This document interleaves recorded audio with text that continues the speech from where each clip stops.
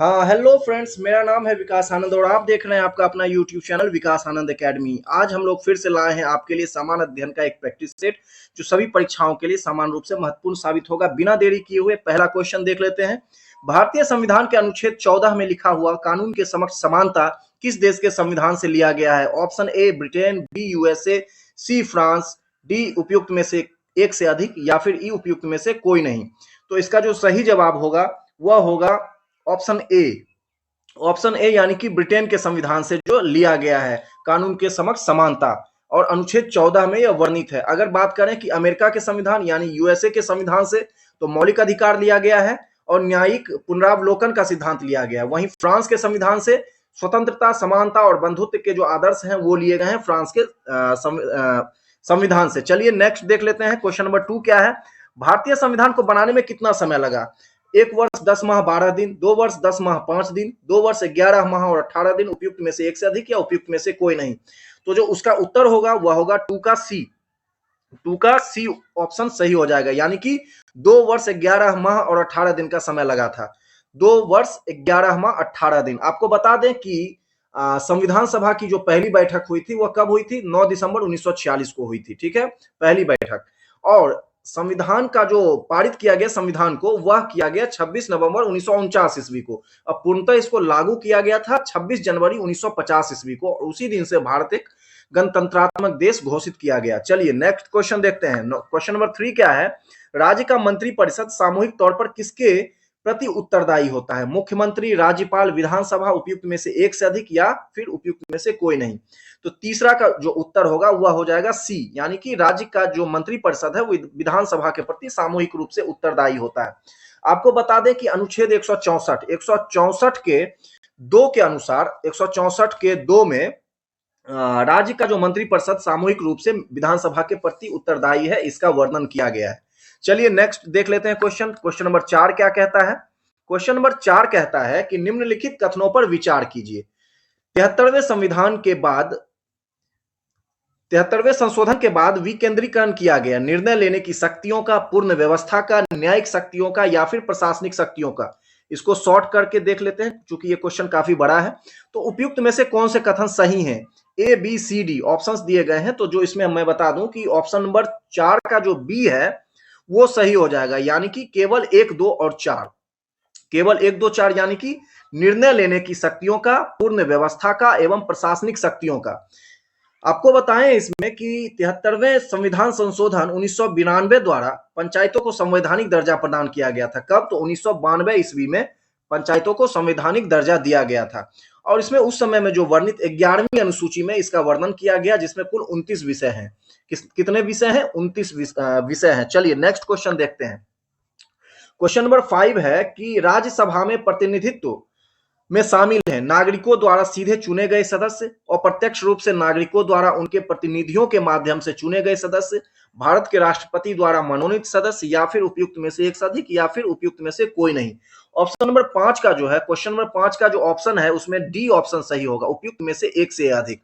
यानी कि राज्यसभा में प्रतिनिधित्व में कौन कौन शामिल है? तो ये अप्रत्यक्ष रूप से नागरिकों द्वारा उनके प्रतिनिधियों के माध्यम से चुने गए सदस्य, तो चुने गए सदस्य हैं, और भारत के राष्ट्रपति द्वारा 12 मनोनीत सदस्य। तो यानी ऑप्शन बी और सी इसमें सही होते हैं, तो इसलिए डी ऑप्शन इसमें सही हो जाएगा। तो आपको बता दें कि संविधान के अनुच्छेद 80 के अनुसार राज्यसभा में कितने? तो 238 सदस्य राज्यों एवं संघ राज्य क्षेत्रों के प्रतिनिधि जो होते हैं वो होते हैं, जबकि 12 सदस्य राष्ट्रपति द्वारा मनोनीत किए जाते हैं। तो याद रखेंगे इस बात को। चलिए नेक्स्ट क्वेश्चन देख लेते हैं। काफी उच्च स्तरीय क्वेश्चन है और ये सीधे बीपीएससी के प्रीवियस ईयर क्वेश्चन से उठाए गए हैं। आपको मैं बता दूं कि बहुत ही नजदीकी परीक्षा जो 68वीं बीपीएससी का जो सिविल सेवा परीक्षा हुआ उसके प्रश्न है, तो निश्चित तौर पर ये स्तरीय प्रश्न है और ये आपको जानना चाहिए। नेक्स्ट क्वेश्चन क्या है? निम्नलिखित में से किसका संबंध भारत के सर्वोच्च न्यायालय से है? अपीलीय अधिकार क्षेत्र, मूल अधिकार क्षेत्र, कॉलेजियम प्रणाली या उपयुक्त में से एक से अधिक या उपयुक्त में से कोई नहीं। तो इसका जो सही उत्तर होगा वो कौन सा हो जाएगा? 6 का। तो 6 का भी डी होगा, यानी उपयुक्त में से एक से अधिक। सर्वोच्च न्यायालय के अधिकार क्षेत्र क्या है? मूल अधिकार क्षेत्र जो है इसके है, जैसे कि इसके अंतर्गत सर्वोच्च न्यायालय एक संघीय न्यायालय के रूप में केंद्र और राज्यों के बीच जो उत्पन्न विवाद होता है उसका निर्णय देता है। ठीक है, तो ये हो जाएगा मूल अधिकार क्षेत्र। अगर फिर बात करें अपीलीय अधिकार क्षेत्र, तो ये भी इसके अंतर्गत आता है। अपीलीय अधिकार क्षेत्र के अंतर्गत सर्वोच्च न्यायालय को अपीलीय अधिकारिता यानी कि दीवानी, फौजदारी और संवैधानिक मामले आते हैं। और फिर आता है कॉलेजियम प्रणाली, ये भी इसके अंतर्गत आते हैं। तो ये कॉलेजियम प्रणाली क्या है दोस्तों? तो ये न्यायाधीशों की नियुक्ति हेतु जो होती है, नामों की सिफारिश सरकार से करती है। यानी कि सरकार खुद जो है जज, जो भी जज होते हैं सुप्रीम कोर्ट के, उनको डायरेक्ट वो अपॉइंट नहीं कर सकती है, बल्कि एक सुप्रीम कोर्ट के द्वारा, माननीय सुप्रीम कोर्ट के द्वारा एक कॉलेजियम प्रणाली बनाई गई है, जिसके तहत जो सुप्रीम कोर्ट के चीफ जस्टिस और अन्य जस्टिस होंगे, उनके द्वारा यह सिफारिश की जाएगी कि किन जजों को जो है सुप्रीम कोर्ट में अपॉइंट किया जाना चाहिए। और उन जो कॉलेजियम व्यवस्था है, सरकार के पास उनकी लिस्ट जाती है और उसके आधार पर फिर सरकार जो है उन जजों को अपॉइंट कर देती है सुप्रीम कोर्ट में। तो ये क्वेश्चन इससे रिलेटेड है, बहुत इंपॉर्टेंट क्वेश्चन है। नेक्स्ट चलिए देख लेते हैं, क्वेश्चन नंबर 7 क्या है? 73वें संविधान संशोधन अधिनियम के तहत पंचायती राज संस्थाओं में चुनाव लड़ने के लिए न्यूनतम कितनी आयु होना आवश्यक है? तो 73rd जो संवैधानिक संशोधन हुआ था, तो पंचायती राज संस्थाओं में चुनाव लड़ने के लिए न्यूनतम कितनी आयु होना आवश्यक है? 21 वर्ष, 25 वर्ष, 18 वर्ष, उपयुक्त में से कोई, उपयुक्त में से एक से अधिक या उपयुक्त में से कोई नहीं। तो 7 का जो उत्तर होगा सही, वह हो जाएगा ए, यानी कि 21 वर्ष। आप अगर पंचायती राज चुनाव लड़ना चाहते हैं, जैसे कि मुखिया का, सरपंच का, जिला परिषद का, पंचायत समिति का, वार्ड का, तो जो इसके पंचायती राज संस्थाओं के अंतर्गत जो इसके चुनाव होते हैं, तो उसमें आपकी कम से कम जो आयु होनी चाहिए, कितनी होनी चाहिए? 21 वर्ष की आयु होना आवश्यक है। और संविधान के अनुच्छेद 243 के अनुसार पंचायत का सदस्य चुने जाने के लिए न्यूनतम सीमा आयु कितनी है? 21 वर्ष है। तो कितने में? 243, अनुच्छेद 243 एफ के अनुसार। चलिए नेक्स्ट क्वेश्चन देख लेते हैं। क्वेश्चन नंबर 8 क्या कहता है? वह है, काफी बड़ा क्वेश्चन है, देख लेते हैं। भारत में जिला स्तर पर उपभोक्ता विवाद निवारण के संदर्भ में निम्नलिखित में से कौन सा कथन सही नहीं है? ए, बी, सी, डी ऑप्शंस दिए गए, ई दिए हैं। पहला ऑप्शन है, राज्य सरकार यदि उचित समझे तो एक जिले में एक से अधिक जिला फोरम की स्थापना कर सकती है। सेकंड ऑप्शन है, जिला फोरम के सदस्यों में से एक महिला होगी।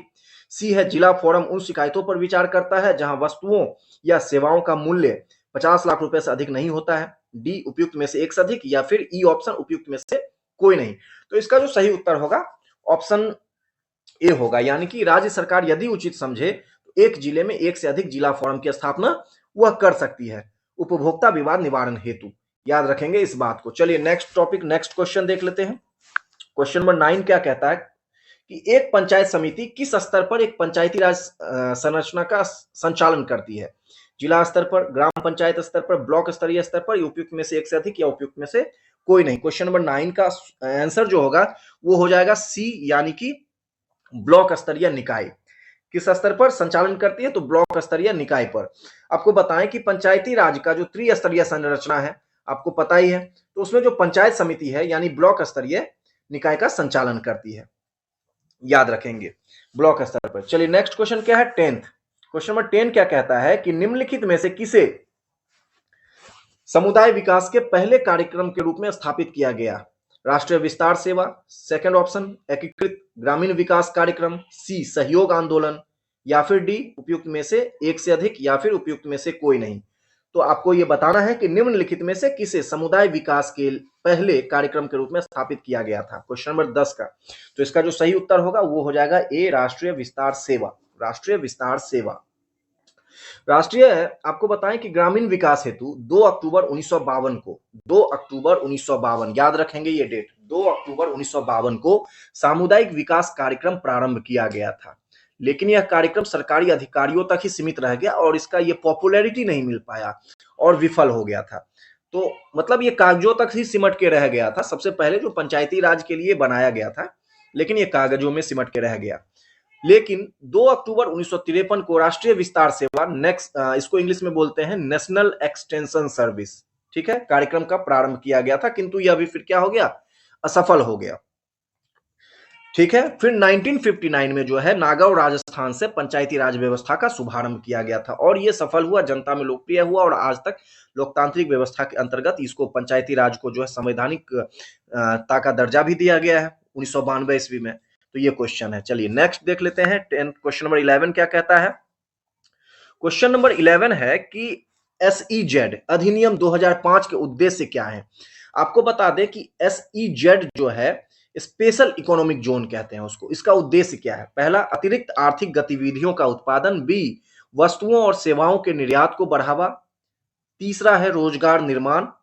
और यहाँ 4 ऑप्शंस दिए गए हैं, इसमें से कौन सा सही होगा ये बताना है। 5 ऑप्शंस हैं, तो क्वेश्चन नंबर 11 का जो है आंसर हो जाएगा ए सही, यानी कि 1 2 3 यानी तीनों ही सही है। इसके उद्देश्य है एसईजेड यानी स्पेशल इकोनॉमिक जोन यानी विशेष आर्थिक क्षेत्र अधिनियम जिसको कहते हैं हिंदी में।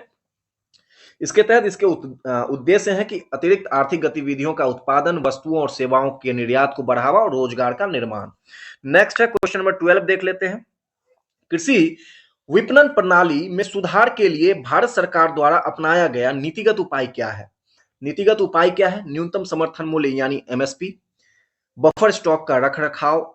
थर्ड ऑप्शन है सार्वजनिक वितरण प्रणाली यानी कि पीडीएस।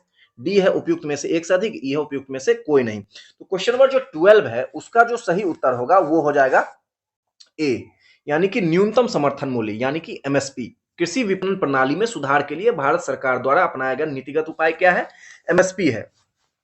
अनाज का जो बफर स्टॉक का रखरखाव सार्वजनिक वितरण प्रणाली के माध्यम से सरकार जो है समाज के कमजोर वर्गों के लिए उचित मूल्य पर खाद्यान्न उपलब्ध कराकर उन्हें खाद्य सुरक्षा प्रदान करती है।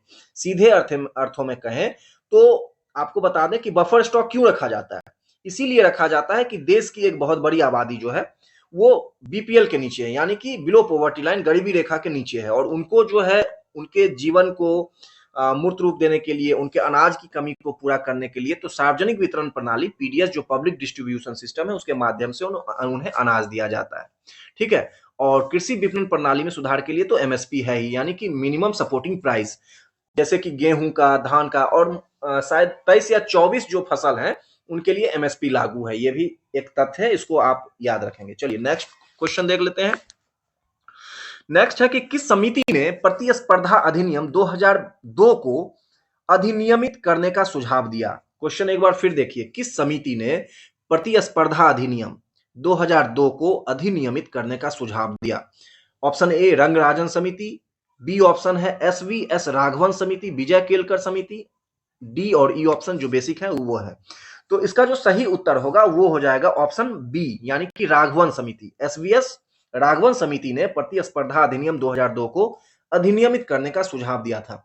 अच्छा, इस अधिनियम में क्या था कि इस अधिनियम ने एकाधिकार तथा प्रतिबद्धात्मक व्यापारिक व्यवहार अधिनियम 1969 का स्थान लिया था। ठीक है, तो ये समझ में रखना है। एमआरटीपी एक्ट एक थी तो उसके अनुसार था ये। नेक्स्ट क्वेश्चन चलिए देखते हैं। क्वेश्चन नंबर 14 क्या है? क्वेश्चन नंबर 14 है कि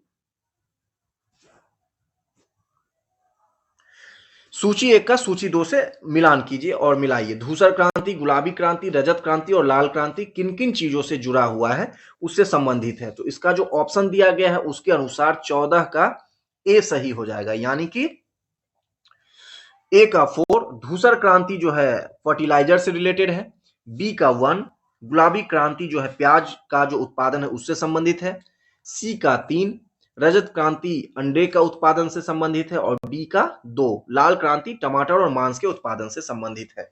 याद रखेंगे। चलिए नेक्स्ट क्वेश्चन देखते हैं। Question number 15। क्वेश्चन नंबर 15 कहता है कि निम्नलिखित में से कौन सी पंचवर्षीय योजना मानव संसाधन विकास पर केंद्रित थी? पहला, तृतीय, पंचम, उपयुक्त में से एक से अधिक, उपयुक्त में से कोई नहीं। तो निम्नलिखित में से कौन सी पंचवर्षीय योजना मानव संसाधन विकास पर केंद्रित थी? तो इसका जो सही उत्तर हो जाएगा यहां ई हो जाएगा, उपयुक्त में से कोई नहीं। पहला, तृतीय, पंचम कोई नहीं था। तो आपको बता दें कि प्रथम जो पंचवर्षीय योजना है उसका जो कालावधि था वो था 1951 से 56, और इसमें कृषि को सर्वोच्च प्राथमिकता मिली, यानी कि खेती किसानी को बढ़ावा देने के लिए। चूंकि भारत आजाद ही हुआ था और सबसे ज्यादा भारत में अनाज का जो कमी था उसको पूरा करने के लिए पंडित जवाहरलाल नेहरू जो भारत के पहले प्रधानमंत्री थे उन्होंने कृषि को जो प्राथमिकता दिया था पहली पंचवर्षीय योजना में। तो मानव संसाधन इसमें था नहीं। अगर तीसरी जो अगर बात की जाए तो तीसरी पंचवर्षीय योजना का काल था 1961 से लेकर 66 तक, और इसमें अर्थव्यवस्था को आत्मनिर्भर बनाना था। तो यह भी मानव संसाधन से जुड़ा नहीं था। पांचवी अगर पंचवर्षीय योजना की बात की जाए तो 1974 से 79 तक था, और इसका जो प्राथमिकता का क्षेत्र था वह था निर्धनता उन्मूलन, यानी गरीबी निवारण और आत्मनिर्भरता को प्राप्त करना। तो तीनों ही इसमें नहीं थे मानव संसाधन विकास से संबंधित, तो इसीलिए ऑप्शन ई हो जाएगा। चलिए नेक्स्ट क्वेश्चन देखते हैं। क्वेश्चन नंबर 16 क्या कहता है, भारत के निम्नलिखित में से किस राज्य ने अप्रैल से सितंबर 2022 के दौरान उच्चतम प्रत्यक्ष विदेशी निवेश एफडीआई इक्विटी के रूप में प्राप्त किया? तो वर्ष 2022 का ये क्वेश्चन है, और किस राज्य ने जो है सबसे ज्यादा एफडीआई जो है संग्रह किया था? तो यहाँ 4 ऑप्शंस थे कर्नाटक, त्रिपुरा, गुजरात या फिर डी और ई ऑप्शंस थे। तो इसका जो सही उत्तर होगा वह हो जाएगा ए, कर्नाटक ने उस समय में सबसे ज्यादा जो है एफडीआई जो है प्राप्त किया था। चलिए नेक्स्ट क्वेश्चन देखते हैं। किस बजट में वित्त मंत्री ने उदारीकृत विनिमय दर प्रबंधन प्रणाली की घोषणा किया? Union budget 1991-92, union budget 1992-93, union budget 1993-94, D और ई ऑप्शंस जो है वो। तो इसको 17 का जो सही उत्तर होगा वह हो जाएगा बी, यूनियन बजट 1992-93 में जो है उदारीकृत विनिमय दर प्रबंधन प्रणाली की घोषणा किया गया था। और इससे आगे जो है, चलिए नेक्स्ट क्वेश्चन देखते हैं। पंचवर्षीय योजना के उद्देश्य निम्नलिखित में से कौन से थे? पंचवर्षीय योजना का क्या उद्देश्य था? विकास, आधुनिकीकरण, आत्मनिर्भरता या साहित्य? और A B C D E options परस्पर जो है, तो इसका जो सही उत्तर हो जाएगा वो हो जाएगा ई, यानी कि उपयुक्त में से कोई नहीं।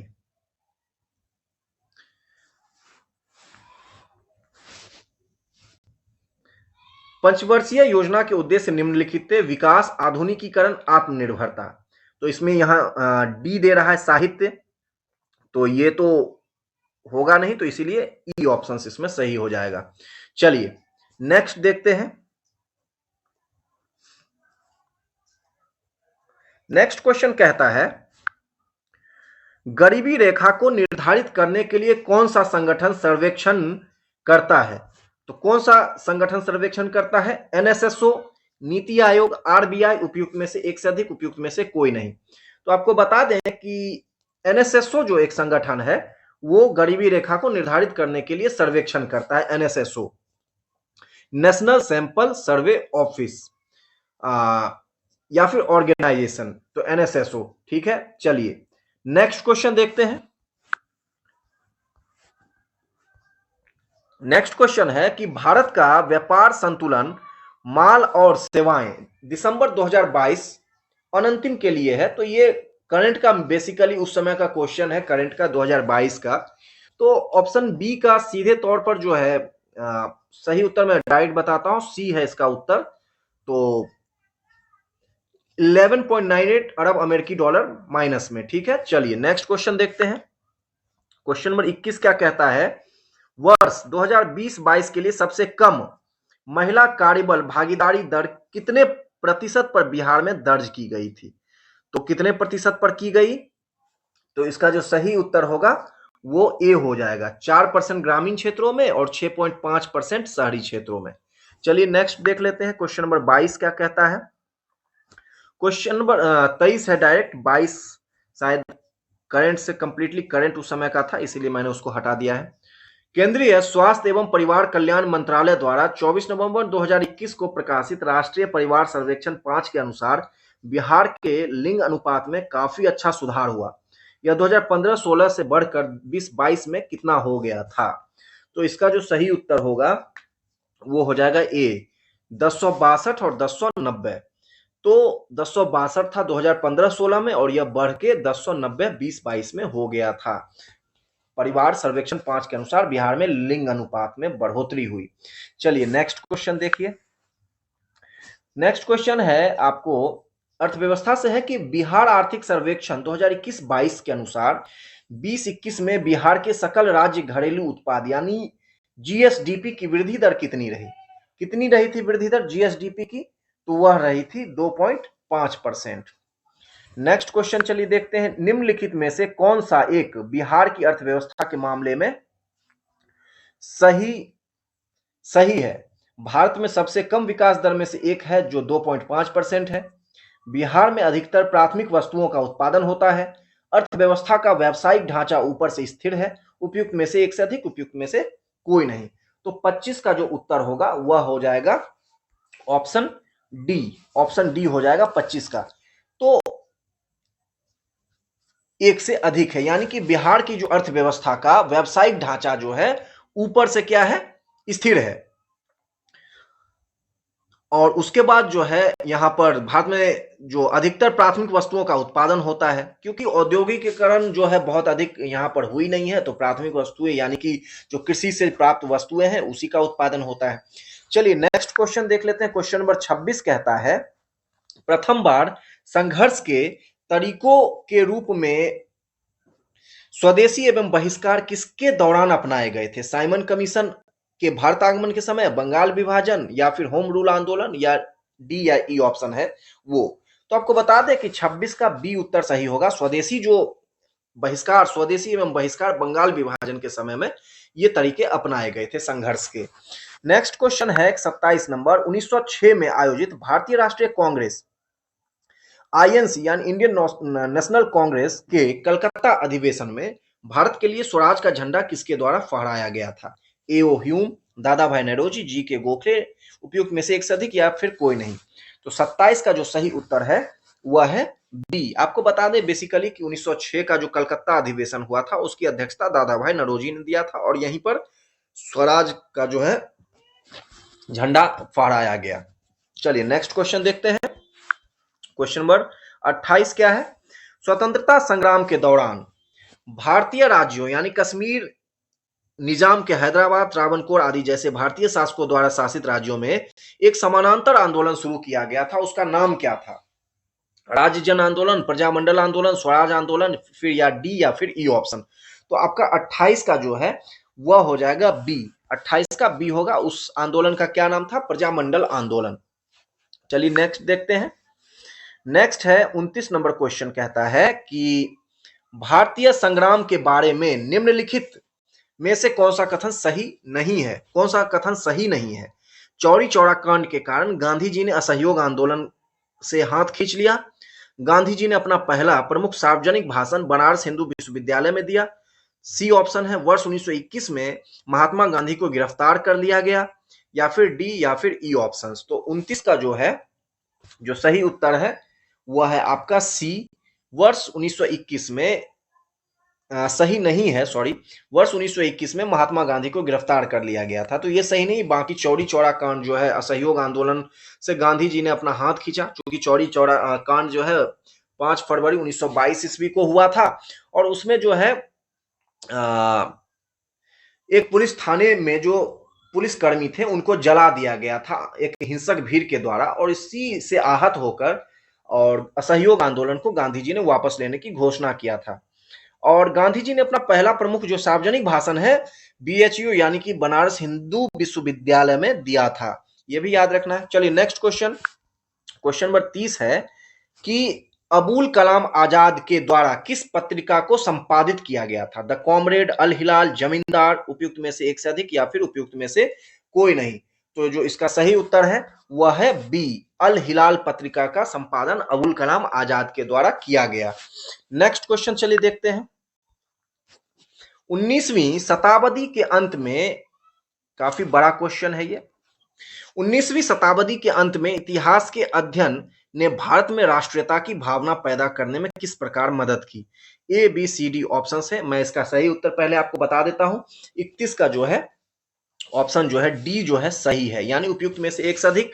तो उपयुक्त में से एक से अधिक में है कि इतिहास की पुनर्व्याख्या करके और अंग्रेजों द्वारा भारतीयों को पिछड़ा, आदिम और खुद पर शासन करने में असमर्थ के रूप में चित्रित करने का खंडन करके राष्ट्रीय भावना का प्रसार किया गया। सही है। भारत के गौरवशाली अतीत के बारे में लिखकर और लोगों में उनकी उपलब्धियों पर गर्व करने का आग्रह करके, बिल्कुल सही है। और ब्रिटिश शासन के तहत दयनीय स्थितियों को बदलने और संघर्ष करने के लिए लोगों में आग्रह करके। तो यानी तीनों ऑप्शन सही है, और इसके माध्यम से लोगों में राष्ट्रीयता की भावना पैदा किया गया, विकसित किया गया, और अंग्रेजों से विद्रोह की भावना इसी तरह से लोगों में लाई गई। तो ऑप्शन जो डी है वो सही है। चलिए, तो ये थे हमारे द्वारा 31 क्वेश्चन। आशा है आपको बहुत अच्छा लगा होगा। हमारे चैनल पर रहने के लिए बहुत बहुत धन्यवाद।